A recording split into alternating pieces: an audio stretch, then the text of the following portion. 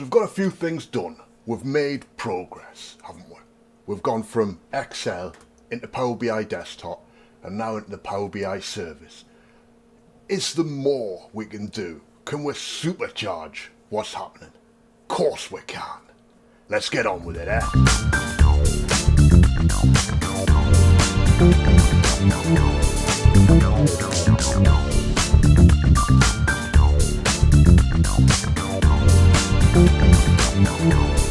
Alright everyone, so Power BI has got lots of different areas that you can start with and go on through.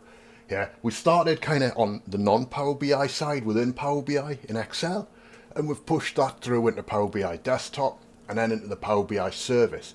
And we were able to take the function that we wrote in Excel and move it along through the different layers. There were tweaks we had to make to it, if you remember, because initially it started as a file and then we needed to change it so it was web.content as opposed to file.content. These will carry on as we get into the next stage. So let's have a look at this. Right, let's go in and see what's happening, and we'll push in a data flow. So here we are, right? My Power BI, my environment, my area, my rules, whatever you want to say, yeah? This is what we need. What I've done is I've created a workspace, right? And at the moment, I'm flagging things that are going to contain data flows as DF. So this is DF, right? I've gone through, should we use DFWS, right, for a data flow workspace, right? I think DF is probably the right way. So you have DF for data flows, DMs for data models, maybe DS might be better, data sets, because it's kind of data sets that are there, but yeah, and then app, because that's where the report content's going to be. So that mindset, that methodology makes sense. It's mine, I'm not proprietary with it, but it makes sense in my mind to start splitting them, because once you come in to start and saying, well, I want to evolve, manage, do this, it becomes difficult. What we'll do is we'll push on with this, we'll carry on with this idea of having data flows, data models or data sets, and then apps. And what we're going to do today is look at the basic translation of the model, and we'll pull a bit more, I think, because we've expanded what we do each time, haven't we? So let's do a little bit more. So to start with, what we're going to do is say new. Right? Zoom in. Oh. Create something new. And I'm going to come down and pick data flow. It's going to bring up a window right here. Right? And I'm going to say I want to define new tables. So I'm going to add a new table. And you can see I've got all sorts of options. What can I do? Where I can get my data from. Okay? And you'll say, web page, web API. Right? With data flows, it's a pain in the neck. It just doesn't work like that. You need to come in with a blank query. If you're doing what we're doing. Okay? Well, what did I say? What have we done in the past? Do you remember? That's right. We've cheated. So what I'm going to do is I'm going to say I want a blank query. Hit next. Okay? So we've now got a blank query. Okay? With this blank query, what I really wanted to do was to get access to this page, right? The query editor. Because what I can do is I can come back through to what we've done previously. So previously on Geordie Intelligence, we wrote these functions and had this query. This is last week's query, you can see from the file name up here. So if I highlight the function, and remember last week, what did I say? Don't bring the function through. You'll see why. If we highlight the function and we highlight the query, what I can do is I can right click on it and copy them. Okay? And then what I can do is I can come over back here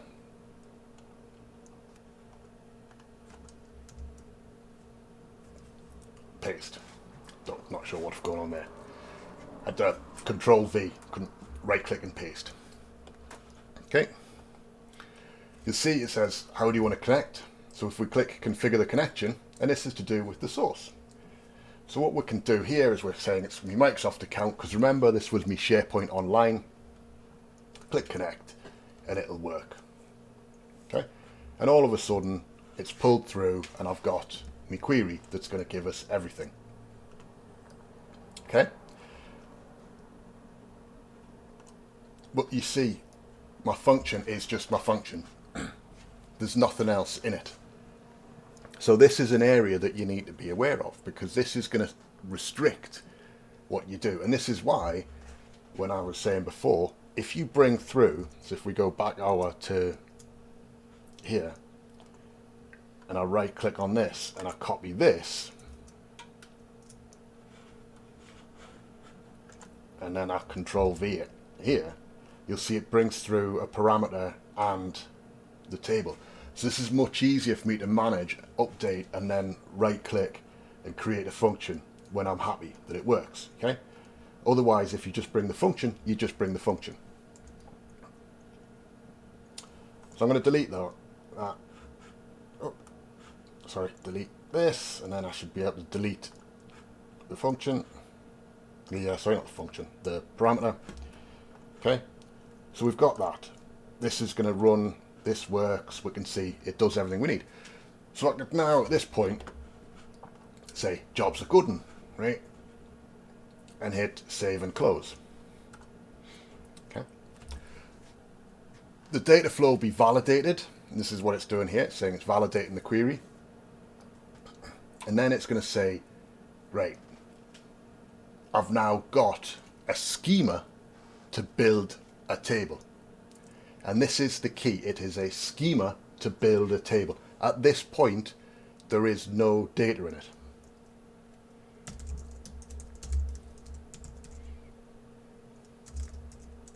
Okay, give it a name, SharePoint based.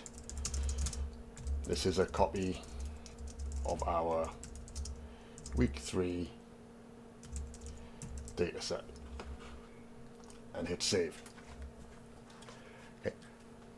So the data set exists as a schema only at this point. Behind me, you'll see it is saying, do you want to set a refresh now or schedule a refresh? Hit refresh now with Dataflows. If you don't, you have an empty structure. So what happens is people, because this is one of the things I've seen loads with people moving into Dataflows. Right, I've built my Dataflow, I've got to connect to it, there's an out there, what's wrong? You have to put data in it. It's a schema at that point. So here we can see it's refreshed. If we go to the schedule refresh, we can look at the refresh history and we can see it's completed in 12 seconds. Alright, so you can see we can easily set something up that's going to work really well for us and pull in based on our SharePoint list. The issue, the downside, whatever you want to call it, is we're still tied to a SharePoint list somehow. You know, I'm always going to have to go in, manage that SharePoint list. And that is a layer of management that it's manual. There's something I'm going to have to do. You know, I've got to put in those XML file names somewhere. Okay. It would be nice to be able to point this just straight to the website and pull everything in. And if we have a look at the website over here, let's click on it, we can see it mentions that there is an API to it. So we could look into the API some more and actually work out how we set this up properly and do some proper work on it rather than just mess around a bit with web imports, right? Web imports will do an awful lot, but if you want to do a full pull, which is what we're getting towards talking about, you're going to trigger security measures that web servers have to protect them from a denial of service attack. So we don't want to look like a hacker just trying to flood the server and make it crash. That's bad. So that limits how much data we can ever pull from these kind of servers. We can see these are split up already. So we've got East Counties, if we go further down, we've got East Midlands. Okay. So is there a way we could maybe just read those in? Because all I really care about is the Northeast, you know, being where Geordie, that's what we care about. Well, of course. So what we can do is we can go back to Power BI Desktop and let's have a look here, right? And if we go to transform data, so if we zoom in, transform data, right? You see we've got our functions written, we've got everything set up here. Now if I go to my recent sources, you'll see I've got a web source here. Okay, we can do it this way. So I'll go new from the web. Right, all I need to do is copy the URL from here. Okay, you could see we could use advanced to put in a relative path. Right, but what we're just going to do is just put this in, leave it as basic, sorry, put it in, right, and this will start. And what it'll say is, what do you want to use? What do you want to do? I've found something, I can do something with this. Right, so as I say, we're interested in Northeast. If we click on Northeast, you see, right, okay, I've got something I can use. That's good to know that. So let's tick Northeast, and you'll see we've got the other areas that are there. We've also got some suggested tables where it's trying to work out what it is you're looking at and amalgamate it together. So we've got table 4, which is all of them. Right, but what we'll do for now is we're going to just pick Northeast, okay, because we don't want to trigger no denial of service issues or anything like that. We'll click OK. Now this has opened up our first query note that we've got to deal with. Okay. One of the things we've got to get is we've got to get the link. Okay. So this has given us a small table, but there's no file link. How do we find out what the file is? Okay. And it's actually remarkably simple because we're all getting familiar now, aren't we, with them? We're getting confident, we know what we're doing. So if we look here, we can see the columns that it's gonna do, sorry. It's here, right, the right step. Extract table from exit from HTML. If we come in here, and let's drop this down so we can see everything that's going on, what you've got is this double curly brackets. Okay, this is where we've got the last column name. Okay, so we're going to add something to this. What we're adding to is link, and it's going to be based off the HTML tag A. And for those of you that know HTML, A is hyperlink, and what we want is the H reference, the actual URL of the hyperlink. Right, and then you see everything else is fine, and if we just click enter, we get link at the end there. So that's just what we wanted. So let's go down to the final step, and we've now built something that's going to start our journey. So the next thing we can do is we could right click on this, and we need to split it, don't we? Because what we needed for our web-based schedulable refresh is just the XML file name. So what we'll do is we're going to split this column. So right clicked on the column header, split column by delimiter. We want to use the slash, and we just want the rightmost occurrence of it. Okay, what that means is we've got column 4.2, which is the one we need.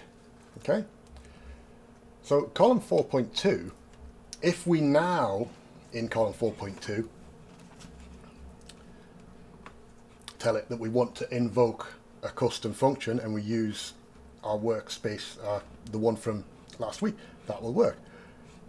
So let's do that. So we can go add column,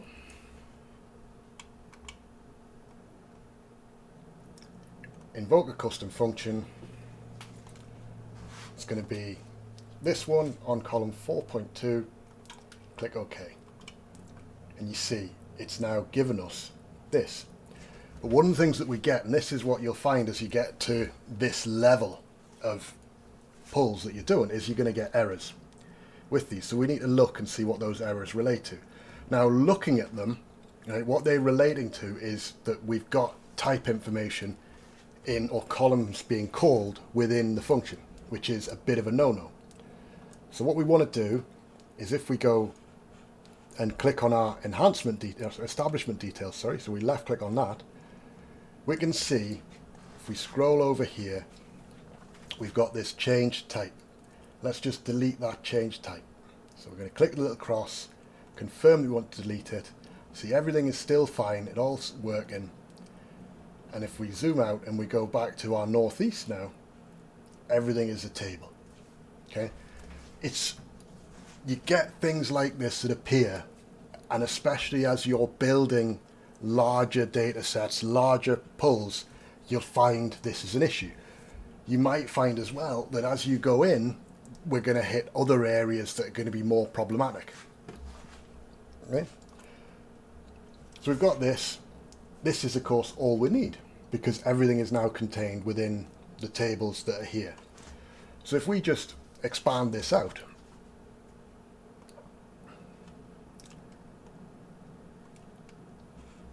yeah, what we can then do is I probably should have done this beforehand, so let's go back to there, because remember, you can go through. I'm going to remove the other columns first. Okay.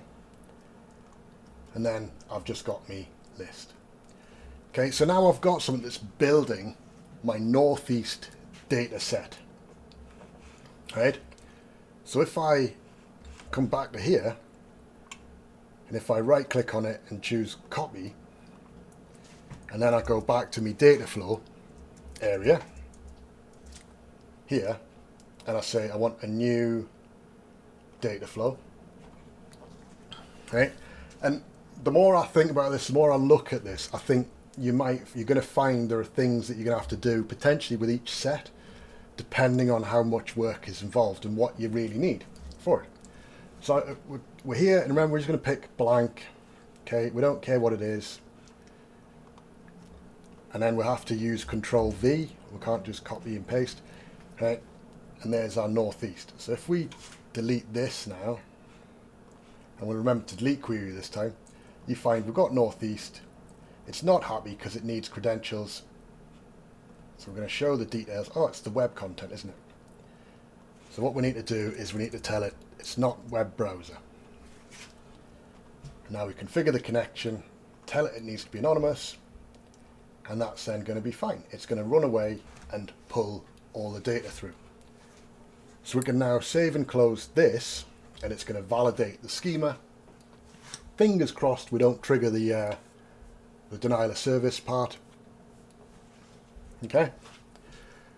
In practice, if you were wanting to do this and you didn't want to go into the whole how do I build an API frame of mind and start thinking about that, okay, you could do something where you use a data flow for each one and then refresh them, say an hour apart.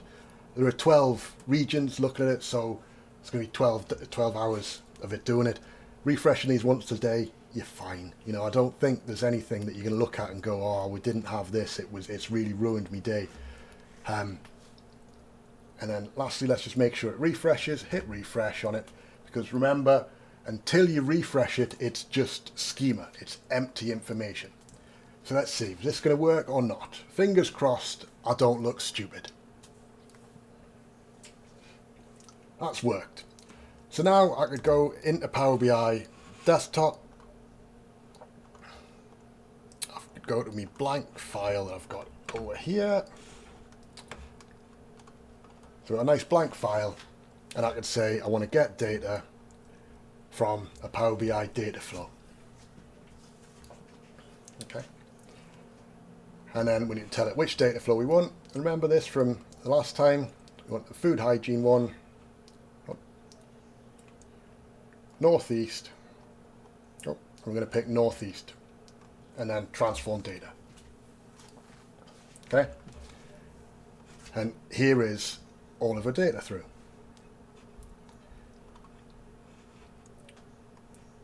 So from this now, if we close and apply, it'll now bring the data into Power BI desktop so it can then be used.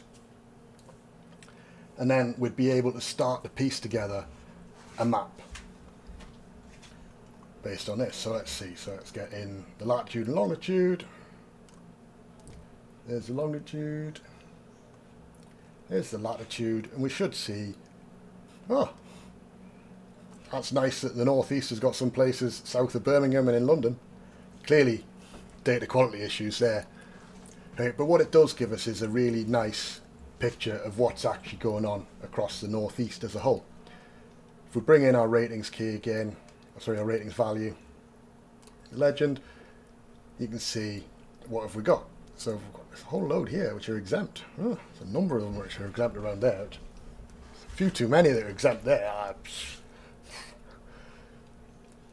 But you're starting to get the picture, aren't you? Okay, so we can really build this quickly and easily. Part of the problem, again, if you were to build one for everything, is you're going to struggle to visualize it and find the right way to visualize it.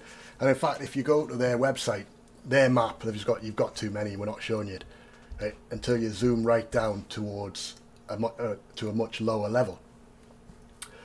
So that's a difficulty that you're going to need to work through. In practice, okay, the way that data flows work, so if we went back to get data from here, and I said I want to get data from another data flow, and I picked this one and the SharePoint one again, and it's query 1, isn't it? Yep. And we went to transform data. What you'll see is it's quite happy to pull 2 in. So what you would do if you wanted to do this with like the hour gap between each one, or even half-hour gap, or whatever it is you need, right, to do, I'm just going to read a region in at a time. You can then process all that data set, bring it into Power BI Desktop and build it into one. But you could easily bring those two together, and then you simply go under Home, you tell it to append the queries as new, and put all the tables that you've brought in from the different sources together, and it would then, here is your new table, go through for these and untick enable load, so that all you have is the amalgamated table. If you're doing that, you'll need to make sure you put on label columns. So like we'd need to add a northeast column to our northeast data, just so that we'd be able to amalgamate that. You know, we might want to have a country as well if we're bringing in Scotland and Northern Ireland, although the way they are with just one, presumably we'd get away with it. But you can see there's another level that you'd need to be starting to think through with this. Okay. As we're starting to pull this in now, what we're getting to is the point where we need to start talking about or thinking about the data model. So we've got type IDs here, where presumably we need to work out what those are. So we can use a type ID and the type as two separate things. And potentially that can be spun out into a new data set or a new table, which is going to be more efficient for our storage. Likewise, we need to think about, do we really need the full address information, or is it really just the name and a postcode? Would that just do? I think it probably would. I don't think we're going to do much more with it. The ratings key needs to go. We need to change this into something that's going to be a number that's going to allow us to properly sort these values, and I'll do that. I've done it on a previous video, I think, from memory. And then we'll go on, and the last piece to do is all the regional information. We've got the local authority name or code, and then we've got name, website, and email address. It's not efficient. Let's spin that out into a separate dimension. So we'll do all that next week. I think that makes sense. And then what I'll do as well is we can look at spinning in a few more, and I might see if we can bring more in, and if I can get some more data flows built up so that we've got lots more data, because data is good. Okay, so what do you reckon then? There's a lot of power there, but as I say, with web sources especially, unless you get into the API side, and each of those APIs can be different, so it's difficult for me to say, oh, it's worth doing it for you. Right? Be aware that you're going to hit denial of service issues, and that's where you need to make sure that you've got mitigations in place. So like that, I thought, you know, I've gone for a run, and some lovely swans, family of swans now, here on my route. So they've done really well. 2 swans, 4 cygnets. It's brilliant. What you want to see. Okay. Something for the weekend, isn't it? So have a great weekend. Stay safe. Take care of yourselves and each other. Right? Ta-da. Bye.